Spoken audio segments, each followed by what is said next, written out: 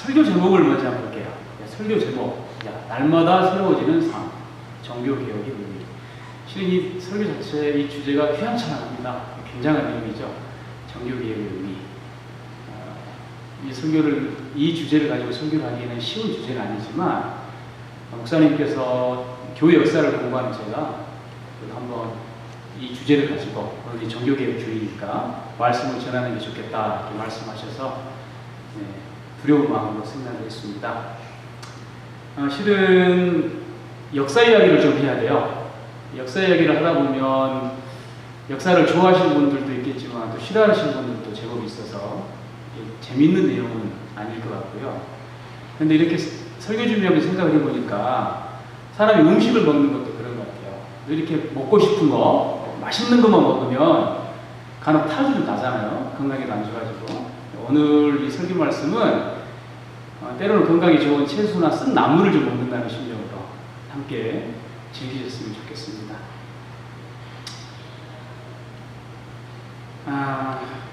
오늘 본문 말씀 먼저 볼게요. 마가복음 1장 14절에서 15절의 이 말씀입니다.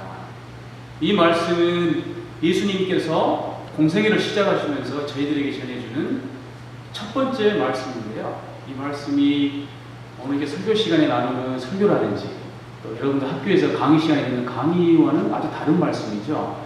일종의 선포의 말씀입니다. 선포라는 것은 강의는 내가 이런 이야기를 해볼 테니 듣는 여러분들이 한번 곰곰이 생각해서 합리적으로 맞는 것 같으면 따라오세요 라는 강의가 아니죠. 선포는 예수님께서 이렇게 말씀하시죠. 때가 찼다. 하나님의 나라가 가까이 왔다. 회개하여라. 복음을 믿어라. 라고 말씀하셨을 때는 지금 내가 하고 있는 이야기가 바로 진리의 말씀이니 이 말씀을 듣는 순간 결단하고 나를 따라와라. 그대로 실행해라. 이런 선포의 말씀입니다. 15절은 세 문장으로 나눠볼 수가 있어요. 하나님의 나라가 가까이 왔다라는 선포의 말씀. 그리고 회개하라. 복음을 믿어라. 라는 명령의 말씀으로 나누어집니다. 오늘 설교 시간에 드리고 싶은 말씀의 첫 두 문장. 하나님의 나라와 회개하라입니다. 먼저 하나님의 나라는 스크린을 보시면 좀 어려운 그리스 원문을, 성서의 원문을 가지고 왔습니다. 성서 원문을 이렇게 찾아보니까 한국말로 읽어보면 헤 바실레이아 투 테우라고 하고요. 영어로는 지금까지 더 킹덤 오브 갓 이렇게 번역을 많이 했습니다. 이 영어 번역 때문에 하나님 나라 하면 한정된 지역이나 장소로 생각을 하게 되고 교회 다니는 많은 크리스천들이 이렇게 생각해요. 하나님 나라는 저 하늘에 있는 나라이고 그 나라에 선한 일을 많이 해서 들어간다. 이렇게 많은 분들이 믿고 계시죠. 그런데 예수님의 삶을 곰곰이 여러분들 복음서를 통해서 보시면 삶과 가르침 속에서 보여주시는 하나님 나라는 어느 장소에 하나님 예수 그리스도의 왕국을 세우시고 내가 그것을 하고 통치를 할 터이니 오라는 말씀 혹은 죽어서 이승이 아닌 저승이 어느 장소로 오라는 말씀이 나타나지가 않습니다. 말하자면 바실레이아라고 하는 성서 원문의 1차적인 의미는 하나님께서 다스린다 이런 뜻입니다. 하나님의 온전하신 사랑이 하나님의 뜻대로 뜻 안에서 다스려진 순간 그 때를 이야기하는 것입니다. 어디 새로운 공간이나 장소가 아니라 오늘 우리가 사는 이 자리에서 어둠의 세력이 아니라 하나님의 공의와 사랑과 평화가 넘치는 때가 왔다. 때가 오고 있다. 이렇게 예수님은 선포하고 계시는 겁니다. 그런데 기억하셔야 될 말씀이 하나 있는데요.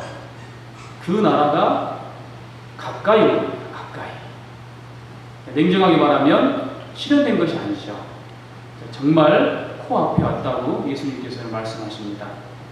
그래서 그것을 준비하기 위해서 우리가 해야 할 일이 하나 있는데 바로 회개하라는 겁니다.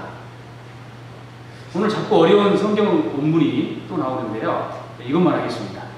자, 그 다음 보시면 메타노에이테라는 명령하는 동사가 그것입니다. 자, 요즘 교회 다니시는 분들한테 회개하세요 라고 하면 많은 분들이 이런 생각해요. 아이고, 내가 지금 이 많은 죄를 언제 다 회개할 거, 언제 다 회개해서 하나님 나라에 들어갈 거, 천국에 갈 거, 이런 생각하지 마시죠. 여기서 회개라는 것은 윤리적으로 지은 수많은 죄들을 하나님 앞에 고백하는 일종의 고해성사처럼 많은 분들이 생각하시는 거예요. 쉽게 말해서 하나님, 저는 늘 죄인입니다. 하나님 도와주세요. 그러고는 또 죄짓고 교회 와서 기도하고 이런 신앙의 삶의 패턴을 반복하죠. 그런데 예수님께서 말하는 메타노에오는 생각해보기에 따라서는 아주 다른 의미를 가지고 있었어요. 바로 마음과 영혼, 생각과 삶이 완벽하게 변화하는 겁니다. 완벽하게 전환되는 거예요.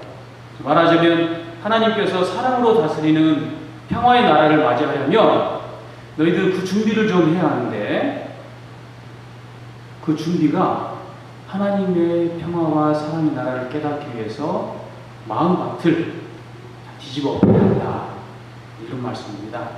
기존의 너희의 삶이 명예와 자기만족, 게으름, 이기적인 마음밭으로는 도저히 그 나라가 코앞에 와도 알지 못할 터이니 빨리 옛 생활의 방식을 벗어버리고 새로운 마음가짐을 하라, 이 정도로 해석할 수 있겠습니다.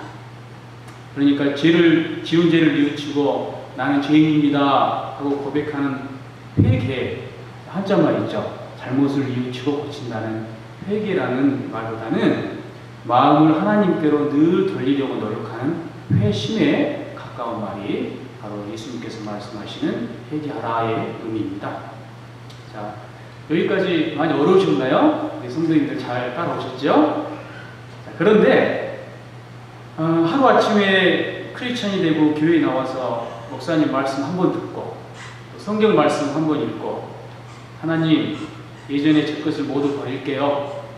이제 제 마음을 돌이켜서 하나님이 온전한 새 사람이 되겠습니다 라고 결단하는 것은 어느 누구에게도, 여기에서 말씀을 전하고 있는 목사인 제 자신에게도 결코 쉬운 일이 아닙니다. 평생을 노력해도 이루기가 힘든 일이죠. 그래서 오늘 다른 본문에서 예수님은 앞을 보지 못했던 소경을 요한복음에서 고쳐주셨는데, 예수님께서 소경을 고치신 날이 하필이면 안식일이었어요. 그래서 이 사실을 알고 흥분한 바리새파 사람들에게 말씀하십니다. 예수님이 말씀하시는 하나님의 나라, 그 진리를 깨닫고 아는 것은 결코 쉽지가 않다. 저 바리새인들처럼 자기가 눈을 볼 수 있는 정상인이라고 해서 정말 제대로 회개, 즉 자신의 삶의 방향을 온전히 하나님의 삶의 방식으로 바꿀 수 있는 것이 아니다 라고 경고하시고 말씀하십니다. 오히려 앞을 보지 못했던 소경의 앞을 보고자 하는 간절한 마음, 그렇게 간절한 마음이 있는 사람들이야말로 예수님을 만났을 때 한 번에 예수님 하고 신봉사가 눈을 뜨듯이 그렇게 한 번에 눈을 뜰 수 있고 그 삶이 온전히 바뀌어서 지혜를 얻게 되고 깊은 깨달음으로 그 삶이 온전히 변할 수 있다고 말씀하시는 것이 오늘 요한복음 9장의 말씀입니다. 예수님이 회개하여 하나님 나라에 참여하는 크리스천이 되기 위해서는 간절함과 겸손함, 끊임없이 묻고 찾고 두드리는 심정이 있어야 한다고 말씀하십니다. 신앙생활 하시다 보면 이민생활도 조금씩 안정되다 보면 그래 이 정도면 됐어 하고 신앙생활이나 삶에 있어서 만족할 때가 있죠. 또 반대로 너무 생활이 풀리지 않고 경제적으로 어렵고 1년씩 기도를 해봐도 하나님의 응답도 없고 해서 뭐야 자포자기 할 때도 있어요. 성경과 예수님 만나면서 우리는 예수님께서 주시는 값진 지혜를 또 하나 배웁니다. 늘 삶을 성실하게, 때로 바쁘게 사시면서도 마음 한켠에는 한시도 하나님의 사람이라면 어떻게 살아야 하나? 하나님 뜻 안에 산다는 게 무엇일까? 라고 묻고 대답하시면서 날마다 새로워져야 한다는 말씀입니다. 고인물은 썩습니다. 늘 새로워지려는 사람에게서는 나이와 삶의 경륜에 상관없이 생수와 젊음과 유연성과 호영성이 샘솟습니다.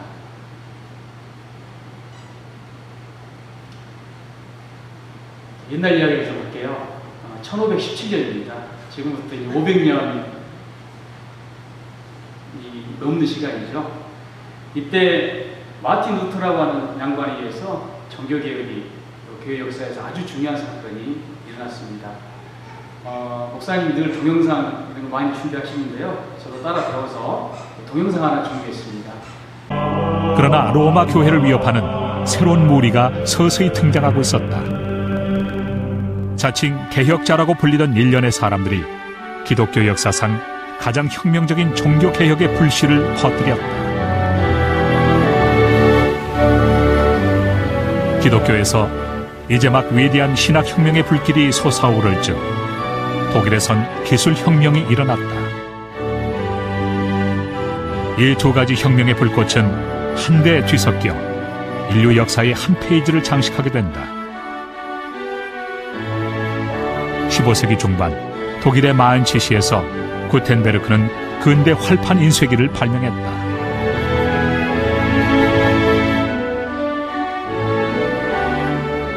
최초로 인쇄된 책들 중엔 성서도 있었다. 이제 누구나 좋은 책을 직접 손에 넣을 수 있게 됐다. 근대 활판 인쇄기가 발명된 지 75년 후 영국에서 윌리엄 틴데일은 누구나 읽을 수 있는 쉬운 영어로 신약 성서를 간결하면서도 생생하게 번역했다. 이것은 1526년 인쇄됐다. People can now read for themselves, and it's not a very big step from the idea that you can read for yourself to the idea that you have to interpret what you've read, and now you can think for yourself. 모든 사람들이 인쇄술의 발달을 환영한 것은 아니다. 그때까지 라틴어 성서뿐이었기 때문에 성서는 전적으로 교육받은 성직자들의 것이었다. 따라서 교회는 성서가 각각의 모국어로 번역되는 것을 두려워했다. 결국 틴데일은 말뚝에 박혀 화형당했다.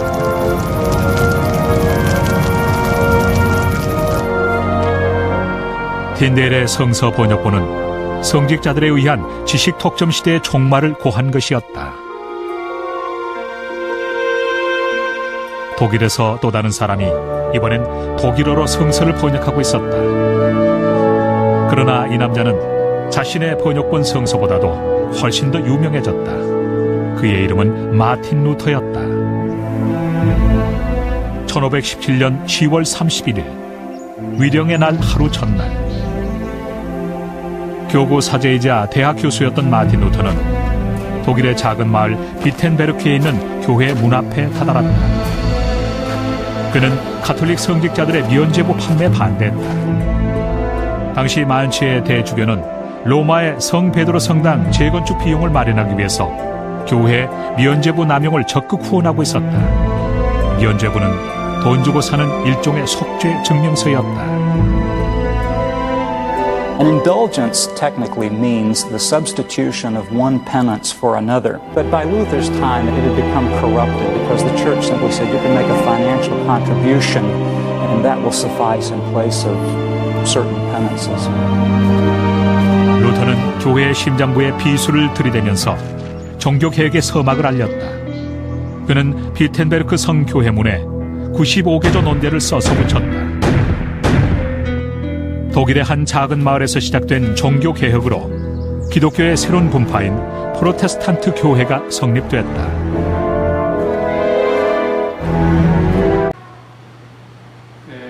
동영상에서 보신 것처럼 종교개혁 사건은 마틴 루터가 종교개혁 초기에 방금 보셨던 것처럼 비텐베르크 성당의 정문에 당시 카톨릭 교리를 반박하는 95개조 방광문을 붙이는 장면부터 시작합니다. 500여 년 전에 중세 유럽의 교회는 교황과 각 지역의 주교 그리고 개 교회의 성직자들이 이끌어가고 있었어요. 그런데 중세 천년이라는 세월이 흘러오다 보니 교회를 질서정연하게 이끌어가던 조직과 공동체가 흔들리고 타락하기 시작합니다. 여러 가지 문제가 있었는데요. 가장 심각한 문제가 우리의 영생, 우리의 구원이 돈을 얼마나 내느냐에 따라서 결정되어 버렸다는 겁니다. 종교 지도자들이 선전하고 민중들을 그런 식으로 현혹하기 시작합니다. 이 세상에서 이루어야 할 하나님 나라가 저 세상으로 옮겨지고 저 세상의 천국으로 가기 위해서 면죄부를 하는 것을 비싸게 주고 사면 해결된다고 주장하는 아주 말도 안 되고 천박한 교리가 하나님의 뜻으로 등장합니다. 루터는 바로 이 시기에 태어나고 자랐습니다. 어린 루터는 아주 예민한 성격이었는데요. 강부 출신이었던 아버지 한스 루터의 혹독하고도 엄격한 교육 탓에 더욱 소심하고 신경쓰이게 걸릴 정도로 예민한 아이로 자라납니다. 그러다 보니 엄한 아버지의 모습이 바로 엄격하신 하나님의 모습으로 바뀌었고 그 엄격한 하나님은 당시 교회의 교리에 따라서 하루라도 죄를 고백하지 않고 하루라도 선행을 하지 않으면 당장이라도 지옥에 보낼 것이라는 바로 두려운 하나님으로 루터 앞에 나타납니다.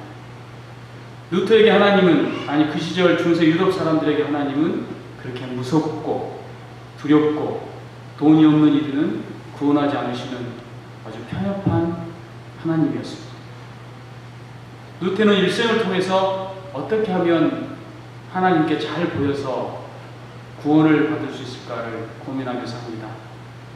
그 내적인 끊임없는 고민이 두려운 하나님 앞에서 루터를 벌벌벌 떨기도 했지만요. 하나님이 주시는 새로운 세계, 밝은 깨달음으로 안내하는 큰 동력이 된 것도 사실입니다.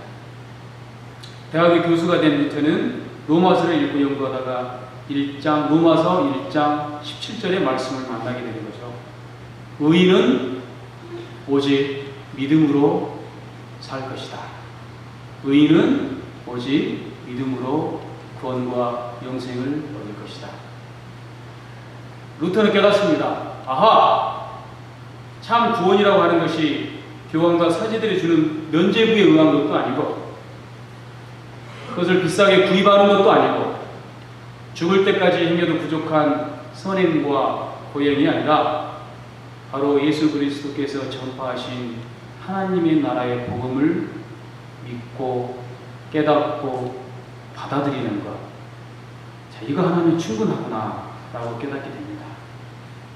이렇다 하나님께서는 늘 구원의 문제 때문에 염려하고 신경쓰이게까지 걸려 신음한 루터에게 구원의 진리를 깨닫고자 수도사의 길을 선택하고 그 무서웠던 아버지와 의절하고 신학교술의 길을 가기까지 진리의 길을 묻고 또 묻는 늘 새로워지려는 루터에게 답을 주셨습니다. 루터의 삶이 16세기 초반 어둡고 권위적이며 하나님 나라의 기쁜 소식과는 너무나도 멀어진 카톨릭 신앙 속에 살았던 수많은 종교 지도자의 삶과 달랐던 바로 유일한 점은 나태하지 않고 간절히 눈을 뜨고자 진리를 찾고자 예수님을 만나 눈을 떴던 소경처럼 그렇게 늘 묻고 물으며 새로워지려는 삶을 살았기 때문이라 확신합니다. 단순하게 보이지만 이것이 오늘 우리가 믿고 따르는 프로테스탄트, 개신교 종교개혁의 시작이었습니다. 겸허한 마음으로 온전히 우리의 삶을 하나님께 향하고 하나님이 만들어 가시는 하나님 나라에 참여하기에 매일매일 새로워진다라고 500년 전에 일어난 종교개혁은 우리에게 이야기해주고 있습니다. 사랑하는 교우 여러분, 그런데 이 루터의 종교개혁 이후의 역사는 해피엔딩으로 끝나지 않습니다. 역사를 공부하는 저로서도 바라기는 루터의 끊임없는 자기 반성과 겸손, 그리고 하나님의 진리를 향해 매일 새로워지는 삶이 종교개혁 운동을 아름답게 만들었습니다. 이렇게 말씀드리고 싶어요. 정말로. 그런데 우리는 인간들은 순간에 성공하게 늘 들뜨기 마련입니다. 또 자기 상황과 생각의 한계에 매여서 쉽게 편을 다르게 되고 결국은 서로 죽이는 일을 서슴지 않게 됩니다. 루터 역시 카톨릭 세력의 도전과 그 공격과 싸우는 동안 매일 새로워지고 겸손해져서 회심하라는 예수님의 가르침을 종종 잃어버리곤 했습니다. 루터는 자신과 성찬식 이해가 다른 스위스의 쯔빙글리라는 종교교육자에게 너와 나는 하나님을 믿는 영이 다르다 라고 비난하면서 루터 교회와 장로 교회는 화해할 수 없는 길을 걷게 되었습니다. 귀족들과 왕들의 탄압으로 지칠 대로 지쳐있던 당시 농민들의 항쟁, 그 항쟁을 거부하고 루터는 비난한 것도 사실입니다. 또한 종교개혁이 일어났던 독일과 보헤미아 지역에서는 카톨릭의 세력과 루터를 따르는 종교개혁 세력이 결국은 화해하거나 타협하지 못하고 서로를 30년 동이나 사륙하고 죽이는 30년 전쟁이 일어나고 맙니다.